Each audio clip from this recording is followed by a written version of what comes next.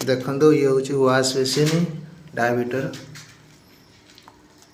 देखो ये ऊपरटा हूँ तार हट वाटर यहाँ हूँ कोल्ड वाटर देखते एटी वाश बेसिन लगे वाश बेसिन 800 लगे 800 पर 800 रु 8 इंच नहीं गले 8 इंच तार सेंटर कर रखते देखते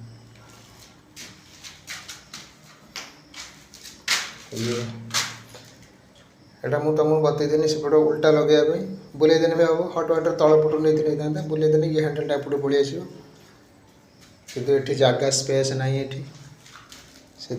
मुझे नहीं कनेक्शन हम तुम ये काउंटर आसो काउंटर वाश बेसिन लगे वाश बेसिन हाइट 800 रपर